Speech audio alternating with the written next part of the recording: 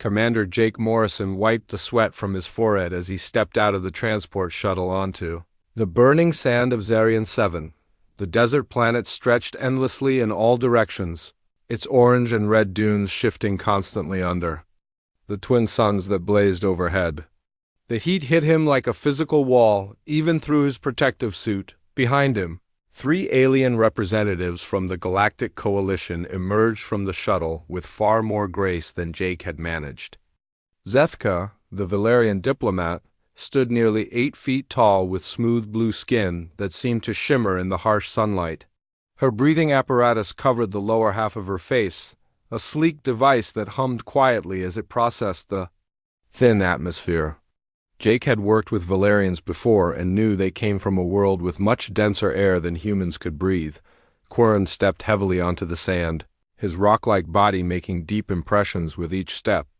The Gorlian looked like a walking boulder, his gray skin covered in natural ridges and channels that served as his species' breathing system. Jake watched as tiny particles of sand were already being filtered through these channels, processed, and expelled in a steady rhythm. Gorlians were known for their ability to survive in harsh environments, and Quirn seemed completely unbothered by the planet's conditions. The third alien, Silmuth, moved with an almost liquid grace that Jake found mesmerizing. The Etherean's pale, translucent skin revealed the delicate network of vessels beneath, and her gill slits along her neck fluttered gently as she processed the air.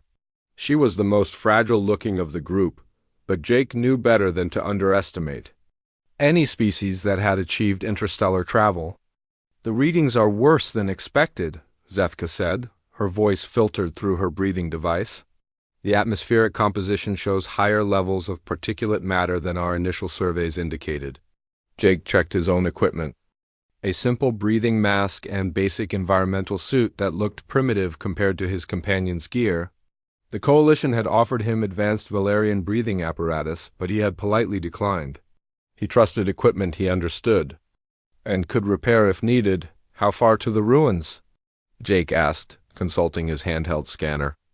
The device showed their destination as a series of ancient structures buried partially in the sand, about 15 kilometers to the northeast.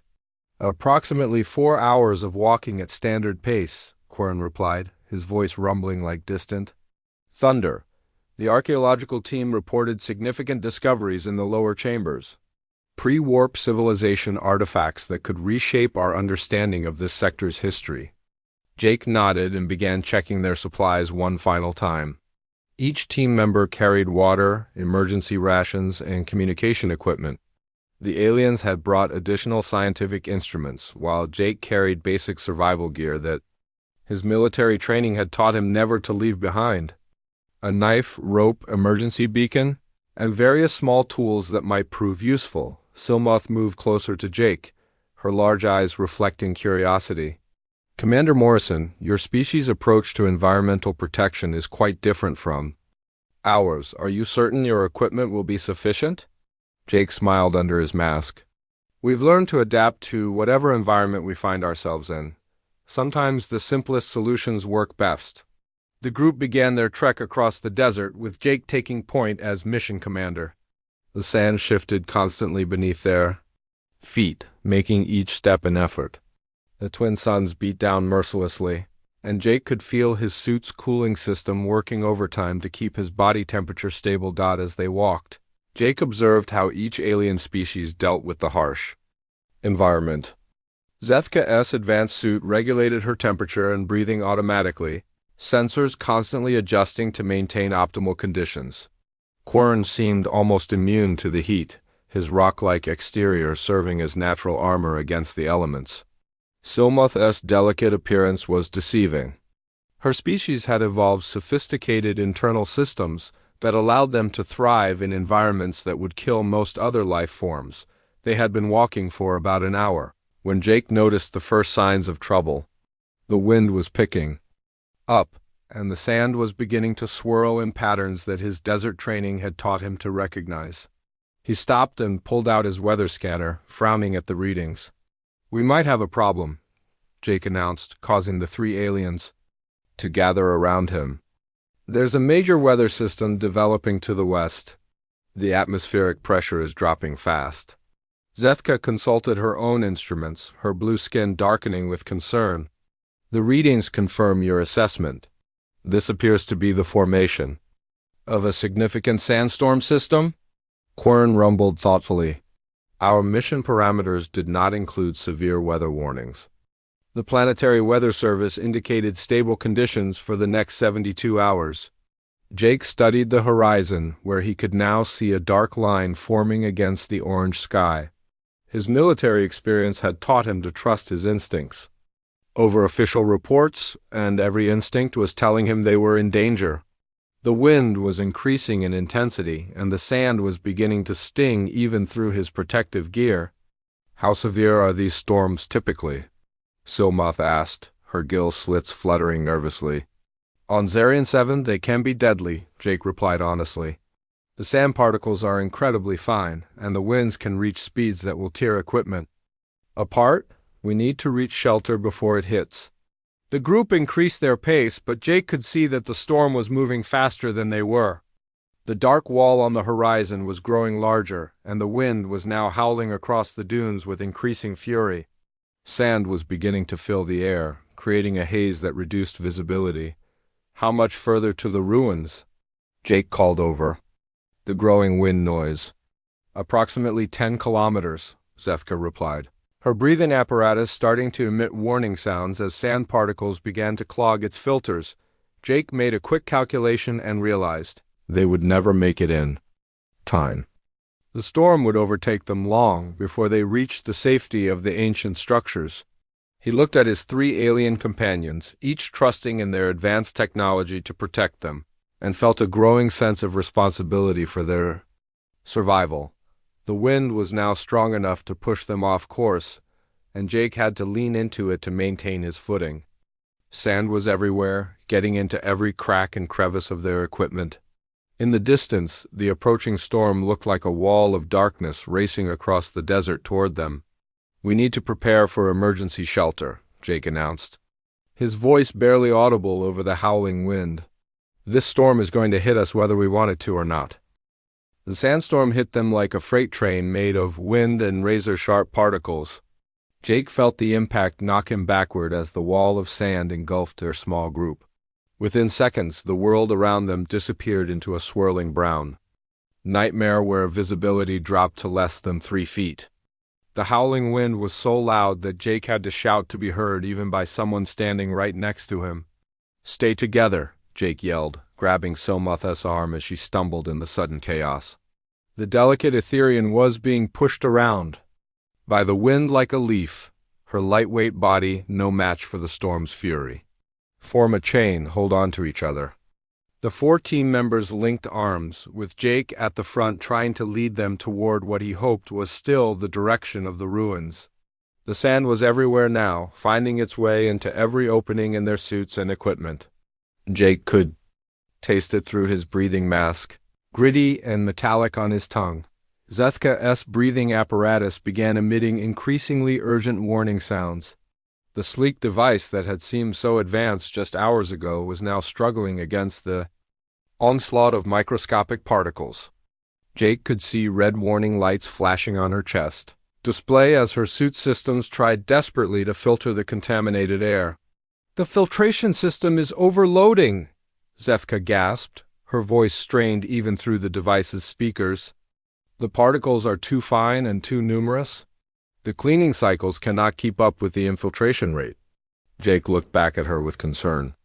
The tall Valerian's blue skin was beginning to show signs of distress, taking on a grayish tint that Jake had never seen before. Her breathing was becoming labored, and she was starting to lean heavily on Quern for support. Quern himself was facing his own problems. The Gorlian's natural rock-like exterior, which had evolved to filter air through its porous channels, was being overwhelmed by the storm. The sand was not just passing through his breathing system. It was sticking to the moisture in his channels and creating a cement-like seal. Jake watched in horror as Quern's natural air passages began to clog with hardened sand mixture. "Cannot breathe properly," Quern rumbled, his voice becoming weaker.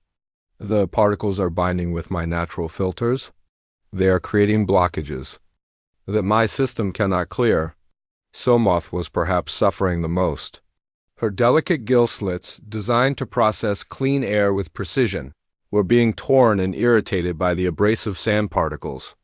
Jake could see her pale skin becoming inflamed around her breathing organs, and her usual graceful movements were becoming jerky and panicked. "It burns," Somoth whispered, her voice barely audible over the storm. "The particles are like tiny knives against my gill tissue. I cannot process enough air to maintain consciousness much longer." Jake's own basic breathing mask had failed completely within the first few minutes of the storm. The simple filter was no match for the volume and fineness of the sand particles. But unlike his alien companions, Jake did not panic. His military training had taught him to assess situations quickly and adapt to changing conditions, while the others struggled with their failing equipment. Jake was observing the storm itself. The sand was not behaving like normal desert sand.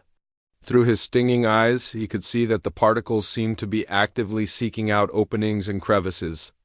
They moved with purpose, as if they were drawn to the electromagnetic signatures of the alien breathing apparatus. "This is not ordinary sand," Jake shouted over the wind. "The particles are electrostatically charged. They are being attracted to your equipment." Zethka's breathing apparatus let out a final warning beep before shutting down completely. The Valerian immediately began choking on the unfiltered air, her tall frame doubling over as she struggled to breathe. Quern tried to help her, but his own breathing was becoming increasingly difficult as more of his natural channels became blocked. Jake realized that their high-tech solutions were actually making the situation worse. The alien equipment was designed for normal environmental challenges, not for this specific type of charged particle storm. The sophisticated sensors and filters were working against them, providing multiple entry points for the aggressive sand particles. "Your equipment is failing because it is too complex," Jake called out to his companions. "The sand is getting into all the electronic components and sensors. We need a different approach." Somoth collapsed to her knees, her gill slits now visibly damaged and bleeding. The Etherean's usual pale glow was fading, and Jake could see that she was going into respiratory distress. Quern was making horrible grinding sounds as he tried to clear his blocked channels. While Zethka had given up trying to speak and was simply focused on getting any air at all into her lungs, Jake looked at his 3 alien companions, all of whom were dying despite having access to the most advanced life support technology in the galaxy. Their superior equipment had become their weakness in this environment. The storm was not just a weather event. It was a test of adaptability, and their rigid technological solutions were failing. The human commander knew he had to act fast. His companions had maybe minutes before their breathing problems became fatal. The storm showed no signs of letting up, and they were still hours away from the ruins. Jake's mind raced through his survival training. Looking for solutions that did not depend on complex technology, he thought about the basic principles of filtration and air purification. The charged particles were too small for mechanical filters, but they might be stopped by other means. Jake remembered lessons from his military days about improvised chemical protection and emergency breathing apparatus. The wind howled around them with increasing fury, and Jake could feel the storm growing stronger. Sand was now coming at them horizontally, driven by winds that felt like they could strip the flesh from his bones. His alien companions were weakening by the minute, their advanced civilization's technology, proving useless against the raw power of nature. Jake made a decision that would either save them all or make him look like a fool. He began removing his outer jacket, his movements quick and purposeful despite the chaos around them. The aliens watched him with confusion and growing desperation as their human commander appeared to be undressing in the middle of a life-threatening emergency. "Trust me," Jake yelled over the storm, his hands already working on the next piece of his plan. Jake pulled his cotton undershirt over his head and immediately began tearing it into long strips. The fabric ripped easily in his hands, creating several pieces of different sizes. His three alien companions watched in complete bewilderment, as their human commander stood half-naked in the middle of a deadly sandstorm, apparently destroying his own clothing. "What are you doing?" Zethka gasped between desperate attempts to breathe. Her voice was barely a whisper now, and her blue skin had turned an alarming shade of gray. "This is not the time for removing clothing." Jake ignored her confusion and continued working with the fabric strips. He had learned about improvised filtration during his military survival training, but he had never thought he would need to use it to save alien lives. The cotton fibers, when layered properly, could create an effective barrier against fine particles while still allowing air to flow through. "Cotton is a natural filter," Jake explained loudly over the howling wind. "The fibers create a maze that traps particles but lets air pass through. Your equipment is too rigid, but fabric can adapt." Silmuth was now lying on the sand, her gill slits fluttering weakly as she struggled to process the contaminated air. Blood was seeping from the damaged tissue around her breathing organs, and Jake could see that she was close to unconsciousness. He had to work fast. Jake took the largest piece of his torn shirt and carefully approached the injured Etherian. "I need to cover your gill slits with this fabric. It will act as a pre-filter to remove the sand particles before they reach your breathing organs." Silmuth was too weak to protest as Jake gently wrapped the cotton around her neck, creating multiple layers over her damaged gill slits. He was careful not to block her air passages completely, instead creating a filtering system that would clean the air before it entered her body. The effect was immediate. Silmuth's breathing became less labored, and the bleeding from her gill slits began to slow. The cotton was catching the abrasive sand particles before they could damage her delicate tissue further. Her pale skin began to regain some of its natural luminescence. "It is working," Silmuth whispered, her voice filled with amazement. "The pain is lessening. I can breathe more easily." Jake turned to Zethka next. The tall Valerian's breathing apparatus was completely non-functional, its sophisticated sensors and filters overwhelmed by the storm. Jake studied the device for a moment, then began wrapping cotton strips around the air intake valves. "The fabric will catch the larger particles before they reach your equipment," Jake explained as he worked. "Your suit can handle normal air filtration, but it needs help with this volume of contamination." Zethka was skeptical, but she was also desperate. As Jake secured the cotton pre-filters around her breathing apparatus, she felt the difference immediately. The device stopped emitting error signals and began functioning normally again. The simple fabric barrier was doing what millions of credits worth of advanced technology could not.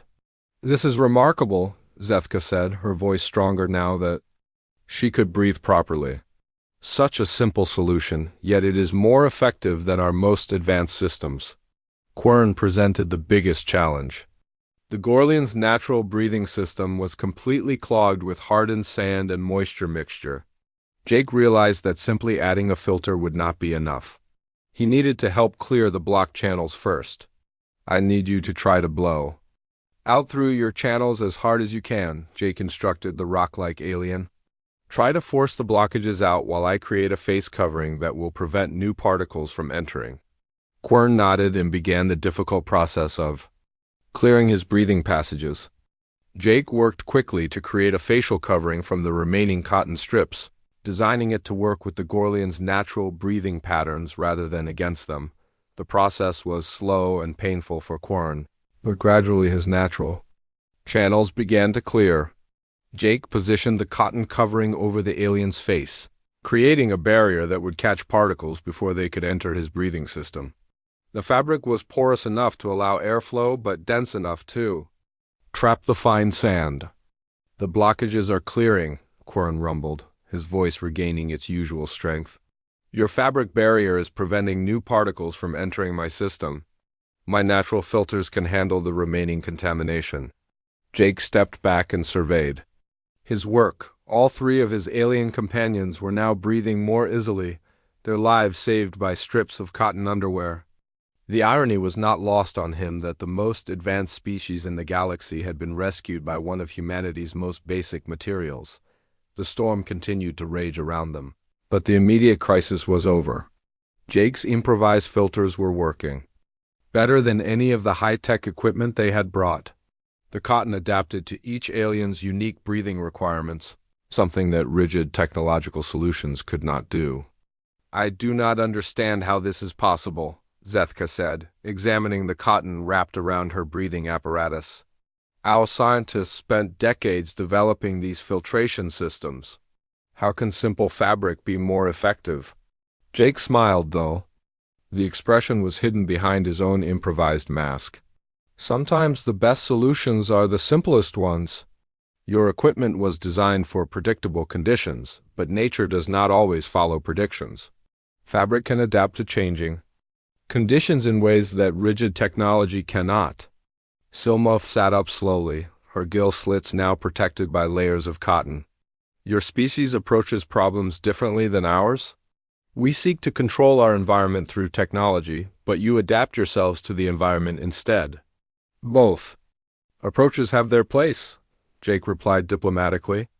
"But in survival situations, adaptability often matters more than sophistication." Quern tested his breathing, satisfied that his natural channels were functioning normally again.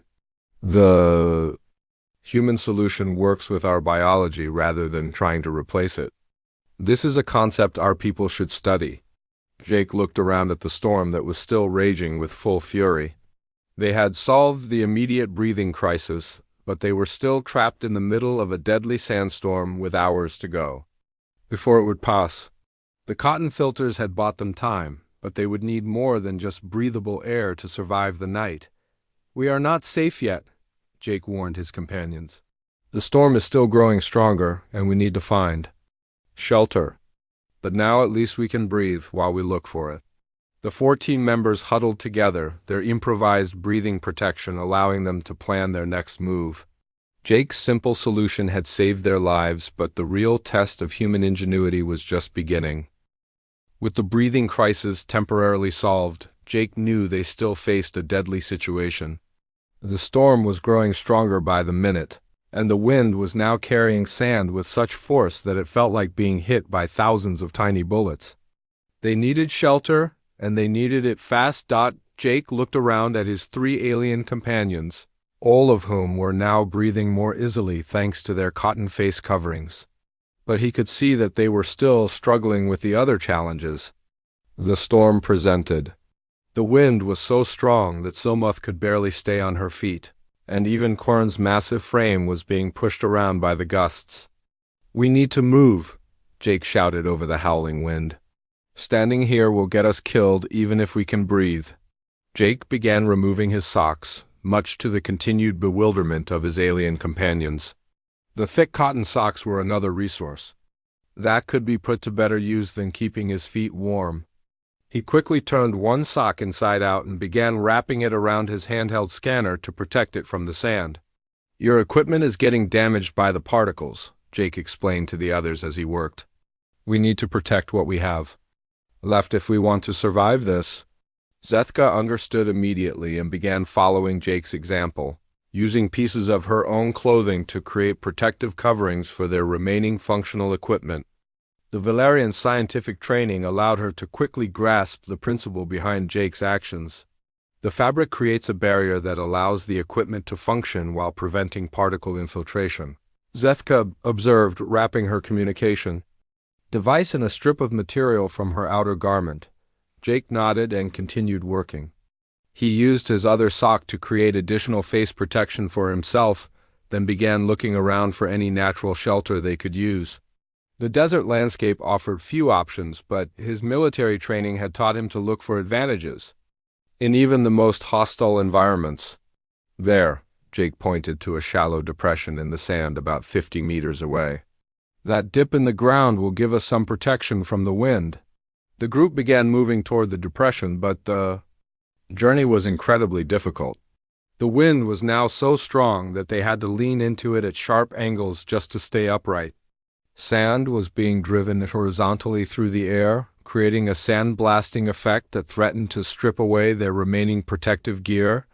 Jake took the lead, using his body to break the worst of the wind for the others. He had learned This technique during winter survival training, where the lead person in a group would take the brunt of the wind and cold to protect those behind them. The same principle worked in a sandstorm. "Stay directly behind me," Jake called back to his companions. "Walk in my footsteps and keep your heads down." Silmoth struggled the most with the movement, her lightweight body being pushed around by every gust of wind.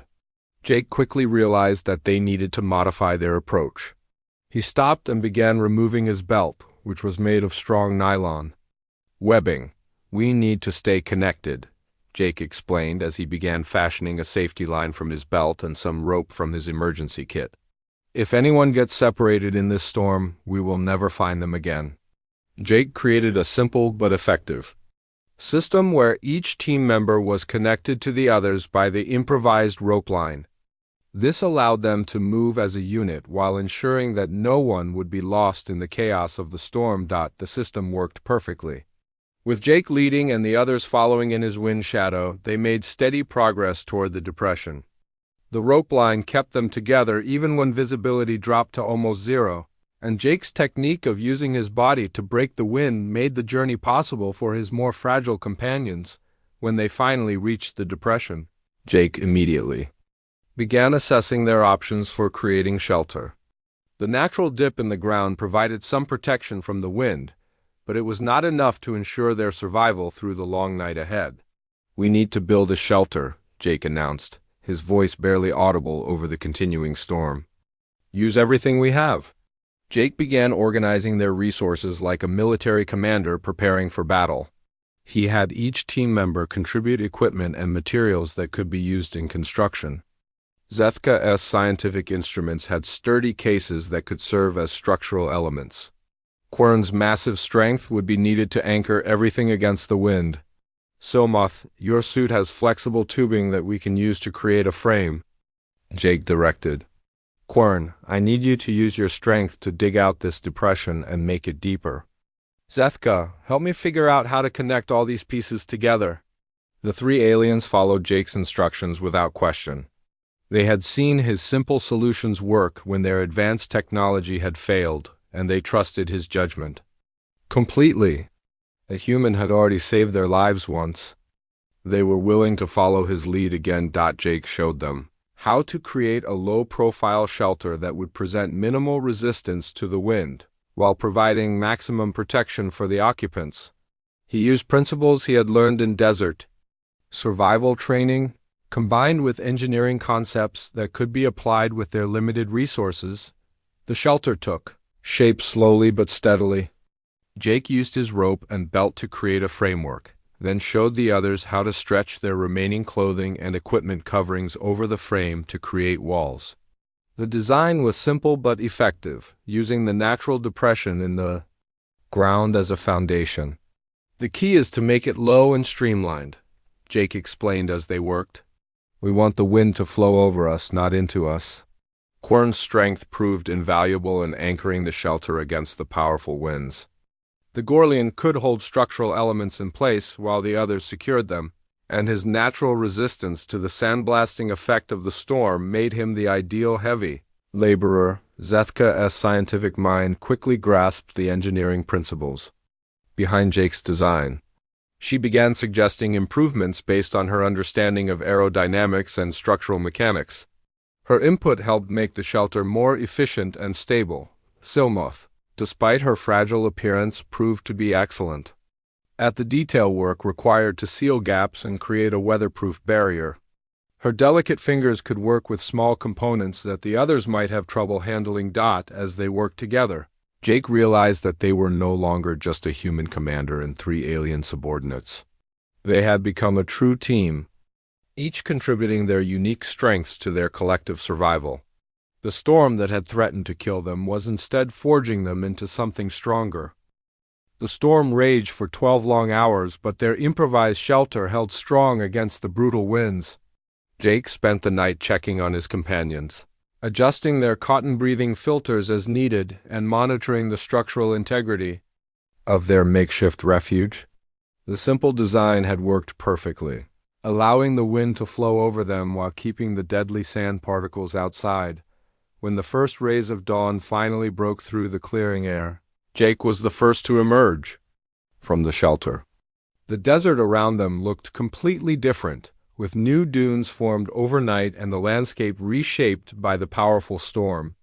But they were all alive, and that was what mattered most. Zethka crawled out next, her cotton face covering, still in place and functioning perfectly. The tall Valerian looked around in amazement at the transformed landscape, then turned to Jake with something approaching reverence in her large eyes. "We should have died last night," Zethka said quietly. "Our equipment failed completely, but your simple solutions saved us all." "I have never seen anything like it." Quern emerged from the shelter with his usual heavy movements, but Jake could see that the Gorlian's attitude toward him had changed completely. Where there had once been polite respect for his position as mission commander, there was now genuine admiration for his practical skills and leadership under pressure. "Your species approaches survival differently than any we have encountered," Quern rumbled thoughtfully. "You do not try to overpower nature with technology. Instead, you work with what you have and adapt to the conditions." Silmuth was the last to leave the shelter, moving slowly but steadily. Her gill slits were still protected by layers of cotton, and the delicate tissue had healed considerably during the night. She looked at Jake with her large, luminous eyes filled with gratitude. "You saved my life with pieces of your undergarments," Silmuth said, her voice filled with wonder. "In our culture, such resourcefulness would be celebrated in songs and stories for generations." Jake felt embarrassed by their praise. To him, he had simply done what needed to be done to keep his team alive. But he was beginning to understand that his actions had created something larger than just survival. He had demonstrated human capabilities that the aliens had never witnessed before. Within an hour of the storm's end, rescue teams from the Coalition base arrived in fast transport vehicles. The search crews had been tracking the team's emergency beacon throughout the night, but the storm had made any rescue attempt impossible until now. The rescue team leader, a Valerian named Commander Veltar, was amazed to find all 4 team members alive and in relatively good condition. His advanced scanning equipment had detected the massive storm system and calculated their chances of survival as less than 10%. "How did you survive?" Commander Veltar asked in disbelief. "Our weather analysis indicated that the storm was a Class 5 system with particle density levels that should have been fatal to all known species." Jake pointed to the cotton face coverings that his companions still wore. "We used basic filtration principles.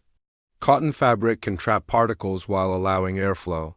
It is not high-tech, but it works." The rescue team examined Jake's improvised breathing filters with fascination. They had never seen such simple materials used so effectively in extreme survival situations. The lead scientist on the rescue team immediately began taking samples and measurements. "This filtration method is more effective than our standard emergency equipment," the scientist reported to Commander Veltar. "The fabric adapts to different breathing systems in ways that rigid technology cannot match." Word of their survival spread quickly through the Coalition fleet orbiting Zarian 7. By the time they returned to the main base, news of Jake's improvised solutions had reached the highest levels of the Galactic Coalition command structure. Representatives from multiple species wanted to learn about human survival techniques.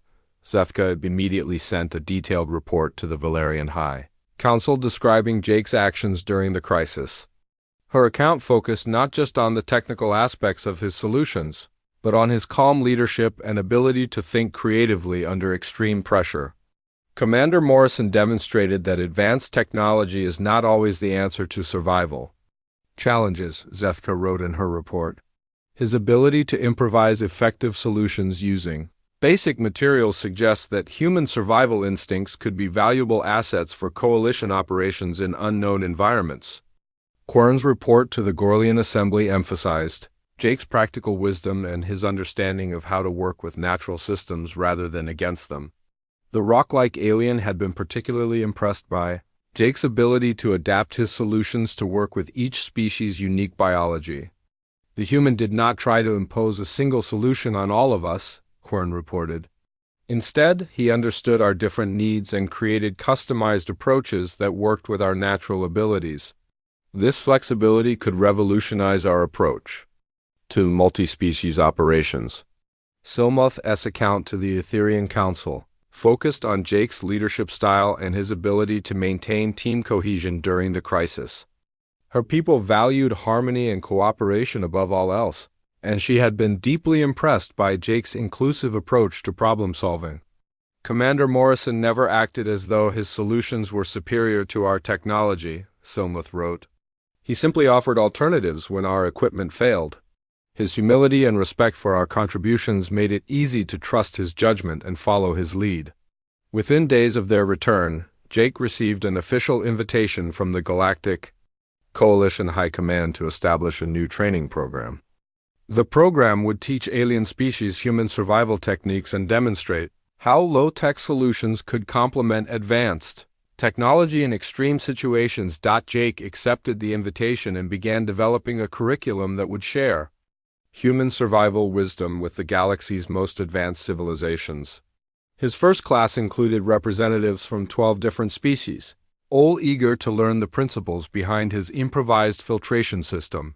The archaeological mission to Zarian 7 was eventually completed successfully with enhanced safety protocols based on Jake's survival techniques.